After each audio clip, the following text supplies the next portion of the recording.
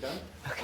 But yeah, without further ado, please welcome Harmony Barbour. Harmony Barbour actually taught 3 out of 4 of my kids at Christ Chapel years ago. I had no idea she was related to Jim Geisler. I think this is pretty fascinating. So please welcome. Thank you.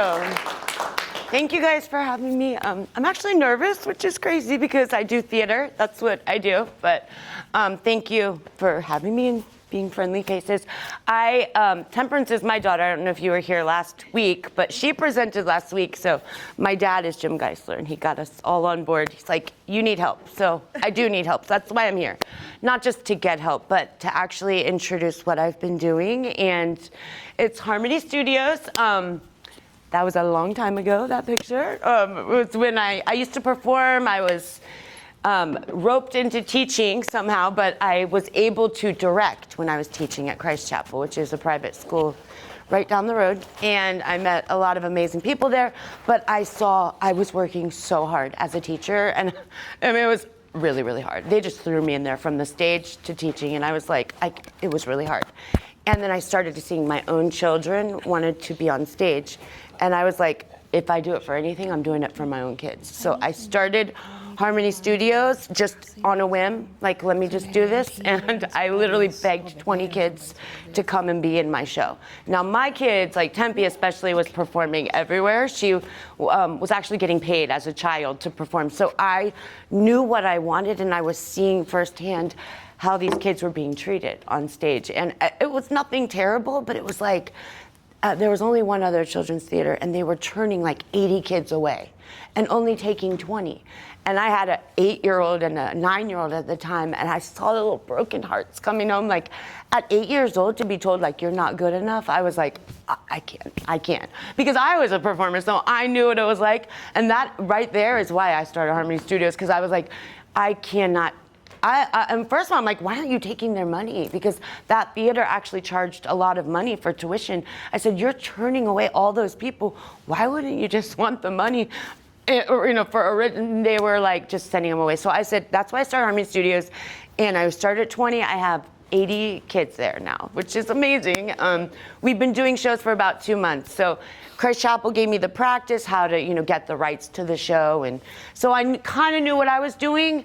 But right now, I'm definitely relying on volunteers. I don't pay them. I don't pay myself, really. Like, I do have an amazing board. Well, there's only like 3 people on my board of directors, but they are way smarter than me when it comes to like financial, because I'm very artistic and I'm not good at that stuff. But I have been surrounded by people who are, which I'm very grateful for.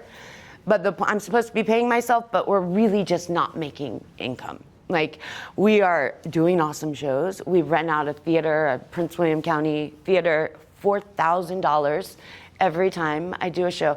I also say I will never turn a child away, whether that be because they're not experienced or because they don't have money. And we actually gave away $22,000 of scholarships this past year, which is a lot of money, but I never saw it that way. Like, people are like, what do you do if there's no money in the scholarship fund? I'm like, oh, we don't really have a scholarship fund. I just let them come in if they want to.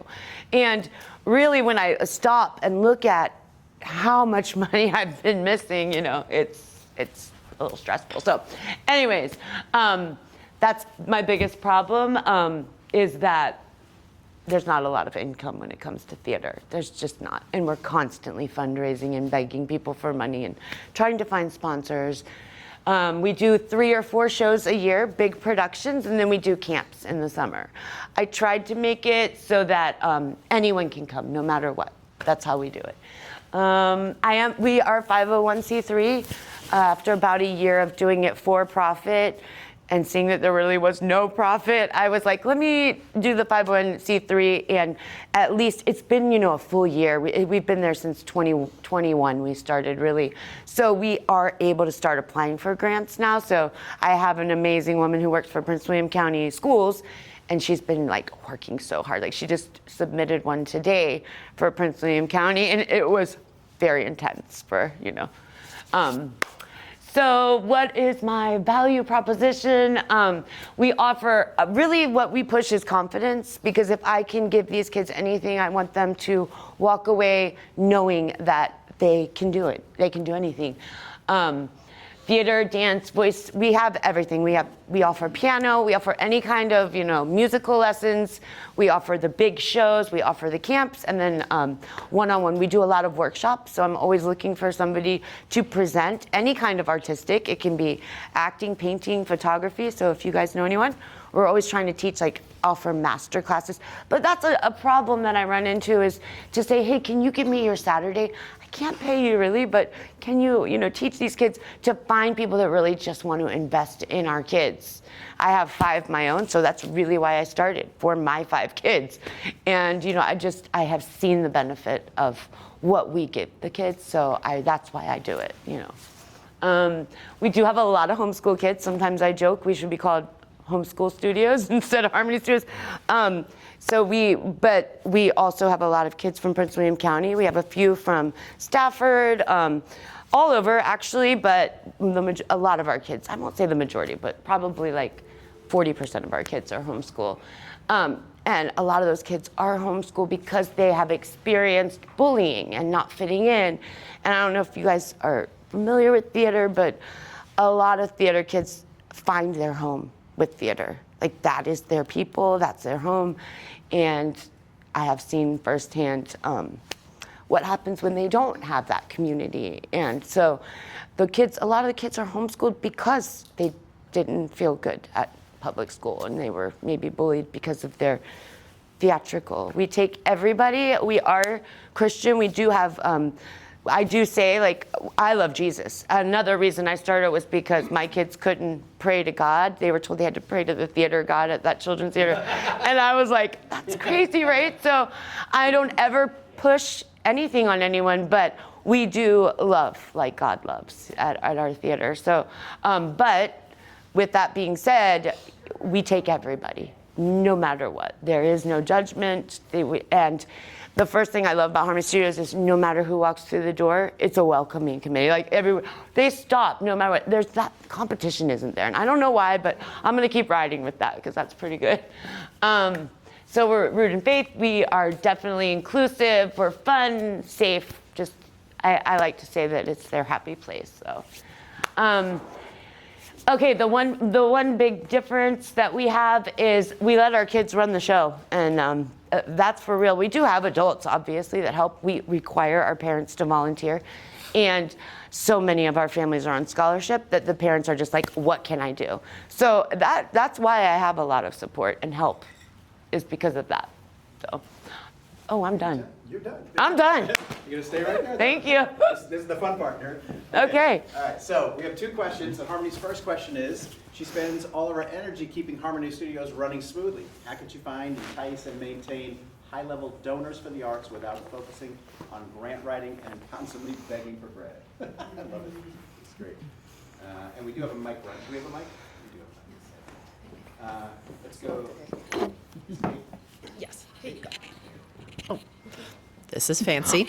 Hey, so I'm with Magic, and so I know you said you don't want to focus on grant writing, but we do have free resources at the library for finding grants that we can tailor specifically to this region, to your interests. Candide Search is the new version, and it's fantastic. There's also built-in LOI help writing with the new system. Awesome. So you said you have a person?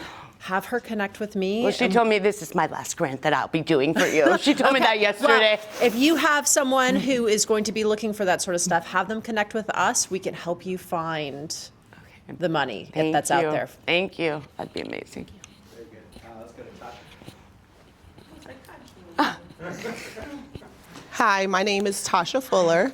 This is actually my old wheelhouse. So one of the things you need to do is institute a giving program that focuses on all layers of giving, which is first the individual giving, which is your annual campaign, your major gifts, which you need to focus on, which is businesses and partnerships. You also need to be getting sponsorships for all of your events. So everything that you're doing, and if you have a board, your board is responsible for raising raising money, not just cheering you along. So you need to do a little bit of board governance where it says, hey, you have a give and a get. So we need you to contribute to the organization. And then aside from yourself, they need to be your number one fundraisers. So they should be doing it. And you also, even if your students are getting scholarships, they also should be contributing something financially to the organization, even if it's just $1 a month, so that they get in the habit of understanding. And your parents are going to be your biggest advocates for raising money. Parents raise more money than anybody else, especially when you have their kids involved. You just have to ask them to do it. So I hope that helps. Actually, I would love to talk to you more. So. Quick thought, and if anybody else going to get their hand up. I did 4 years of drama theater, traveling, so I get it a little bit.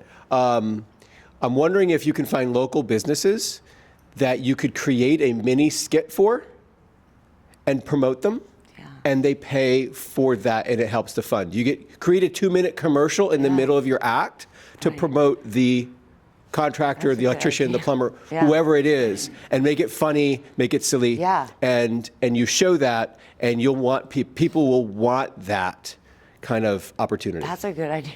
We not thought about that. Next. Thank you. Crystal? Crystal always has something good. Come on. Well, it's the same from previous weeks. So, I just getting out in the community. I know your time is strapped, but look for volunteers to represent you in the community. For example, I always mention the July 4th Dale City Parade, and they have vendors. Okay. Your kids can be out there. There are a lot of kids out there, a lot of parents out there. And then another one is Prince William County Community Foundation backpack. They have us back to school. We are with them. We're actually performing a little show for them at the amphitheater. Perfect. Yeah, so that's what I was going to say is just to look for opportunities to get out there so people will know you're there. People will give if they know We're in there. you. Yeah, You that's understand true. what I'm saying? Not just the business, if they know you and your heart. People feel the heart. Thank you. Susan in the back.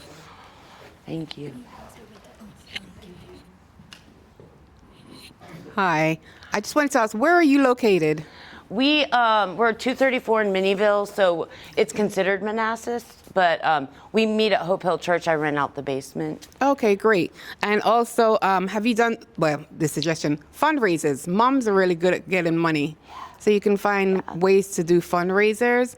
One of them, tie in with like an ice cream store and have people come in and get ice cream, or, lots of different stores. The schools do it, so you can do it too. And I love drama. I was in drama in London at the Young Vic when I was a child. Wow. So I really appreciate what you're doing for the kids. Thank you for that. Thank you. I just heard in your speech a lot of times that you almost sounded apologetic for asking for money and those types of That's things. really hard for me. Yeah, and so I would maybe consider a strategy where you really think about the value that you're providing, and you get to a place with money where you're not feeling like this is a Guilty. bad thing for me to ask. I don't have the right. I think strategically, you're always going to be begging for bread if you don't see the value first, because it becomes really difficult for you to say, oh, this is worth the thing that I'm asking of you. So That's right, just strategically, that's true. I would maybe sit in that. It's uncomfortable. No, but, you're right. You nailed it. But I think it's a good thing. Thank you. Luis, up here, Luis, and then we'll go to the back. And that gentleman said it pretty much exactly what I was going to suggest to you.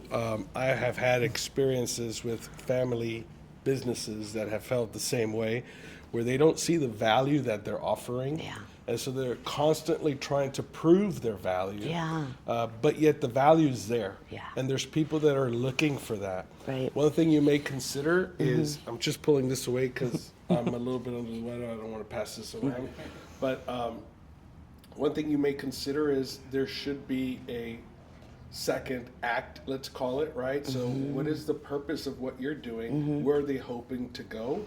And then maybe connect with those companies or those institutions and try to create a path, right? Yeah. Where these larger institutions can sponsor some of what you do in return for access to some of these more gifted Yeah. students. But again, it really starts with the value. You have to understand the value you offer. And once you understand it and you can get others to see the value, you won't be asking for money. It'll be more of a partnership where people are like, well, I want what you have. What do I have to do for it? That then makes it possible for the moms to jump in. It makes it possible for the kids to participate, because it's not something you're just giving to them. They're earning their right to be there. Yeah. That's really good. That is Gentleman good. in the hat in the back, you can get your name, sir. Who in your circle is the pragmatist? The calculating, structured, I like systems. That's kind of your right hand. He would if he could, but I really am lacking on my board, and that's even when I've like applied for grants. They're like, you really need to build up your board. Like one of my moms from Christ Chapel, who's Josh Raper. Do you remember Debbie?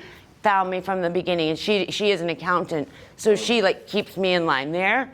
And then David Young, I don't know if you guys know David Young, but he's just kind of like a very helps all the boards here in Prince William County. But so he's on I think he sits on a lot of boards. But really, when it comes down to it, they're kind of doing it as a favor to me. Yeah. And my feedback when getting grants was like, you really need to, build up your board. So when you're saying, these people, or who was saying about your board, I'm like, I just feel like I can't ask them to do that for me. Yes, you can. Yes, you can. But what are they Yes, getting? you can. Like, I think maybe you need You're putting too much on you. It's intrinsic for anybody who volunteers. It's not about the money. And sometimes people join boards because they need to build up their board experience. That's true. And so it's That's true. intrinsic. And what you're not doing is you're not using your sphere of influence, because everywhere where you're lacking, your board members should step in. So Yeah. that's a great question. It's like, who is the person that keeps you in order? Because you're the creative. right, And I understand am. that, I am right? not. So as the creative, you need to balance out with other people who have structure, and that's what the board is for. Right. And yes, I agree. Do not be apologetic. I was a professional fundraiser for 17 years. Yeah. I'm a professional beggar. I have no problem asking. board member. That's right. Anything. So That's only what you gonna do do. is you are lacking the confidence and your ability to just ask for money. Right. There's plenty of patrons of the arts, especially in Prince William County. So you just need to take advantage of that. Yeah, I just feel like if I could tap into it for real, like I can do anything art, but like it's a foreign language to me, the money and You might need to get some money. yeah. Two things. If anyone's ever seen a St. Jude commercial, then you know what your heart drops. I would recommend, because you have quite a few children who were bullied, that you talk to the parents. Get someone like Frankie to do a small 30-second ad or infomercial about how this studio has changed their child's life. You interview that parent, and then at the end say, to keep this program going, we would appreciate donations. Yeah. That will, it's there to, like, you're in it, so you're good. And the second part is, be honest with yourself. You're not a money person. Get the person who is a money person, who has no problems walking in those rooms, ask if I can give you. You need to give. Yeah, You need to give. that's not my That's not your. Don't do it, because you're not going to be comfortable. It's already showing. You need to get someone in there that can do it and is passionate about your program and believe in it. They will raise that money. There are people who can actually come in your organization and do that part, raise the money for you. But that portion of interviewing the parents, get a few of them lined up, especially those who have gone through situations with their children, and they talk about how this studio has changed their child's life and their trajectory. They're begging to do it just because So- we give so many scholarships. Yeah. You can look on my Google, there's like so many parents that say this, like my child was. You can put that on Facebook, Instagram, Yeah. especially when they see a little kid. I know. Let me go to Greg, and then I'm going to put the second Yeah. question up. They So- kind of blend together. So. Harmony, if I could try to serve you in this moment for a second. What I'm hearing, maybe I'm wrong, is that you want to be able to pay people or give people back something for their time and their resources, their energy, right? Yeah. And you feel a little awkward when you don't have that. Yeah. But you don't do this for money, do you? So why couldn't any of us help you for no money either? Because you're being rewarded. You're getting, what the term is called consideration. And consideration is a multitude of things, money being one of them. I've worked with thousands of volunteers, and I'll tell you, money is one thing. It is one of many. Others like the mission, the purpose, the value that they get to bring their talent and resources. And so I am confident that there are people that would want to support your mission and your vision because they care about it. And that's the consideration that they get. They don't need to get paid. Yeah. So what my offer is this, is to rethink what consideration means, and it's more than just money. And so if you find somebody that you can find people wanting to help you, and they don't need to get paid because they're getting paid. So very brief story. I was coming up in ministry, and my pastor was bringing around, showing me what ministry looked like. And we went to a hospital visit. It was the first thing we ever did. And this guy was dying. He was on last, and we left. And Pastor Duke said, Greg, we just got a bite of bread. And I was really confused by that. But after I got to understand, when Jesus says, I have bread that you don't know of, we get filled with things that are not of this world. We get filled with things that are not money. And so you can bring people around you that are fed from things that are not always money. That's not to say that money is not important. It is. And sometimes you need it. But I think I want to open the aperture of what you think of consideration. That's all I had. Wow, that's a great word. Go ahead and pass it to Susan. I'm going to go to the second question. They always blend together anyway. So how can I best leverage my volunteers and trusted leaders for fundraising so I can avoid spending what little time I have giving voice and individual dance lessons to make a living? Go ahead, Susan. It will tie into everything, but have you checked out other nonprofits, like to see what they're doing? Carried to Full Term is like raising money like crazy. Who? Carried to Full Term. Oh, Fran that's what Robbins. I need. I probably Yeah, you need to go over. for- She's in Gainesville, Fran Robbins, and she's just been given property. She's Yeah. been given, so many things, even boxes and basics. Yeah. People are just lining up to serve and to Right. volunteer. So don't think that people don't want to help you. They do. Yeah. But they just don't know how to help you. I want to volunteer. I look, watching you up there, I'm like, I want to volunteer. I'll do something, So people are willing to help you, and you just have to be willing to accept the help. Yeah. And, you're doing a great job. I'm loving watching you up there and your humility, and that's what's going to sell people that they want to be around you and to help you with what you're doing. So don't be afraid to think that you got to do it all. You don't. Let it go and watch it grow. That rhymed.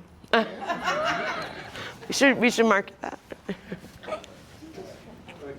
Just triggered a thought. Just got triggered. Look at it. Hopefully I can pull it together because it's really fresh here.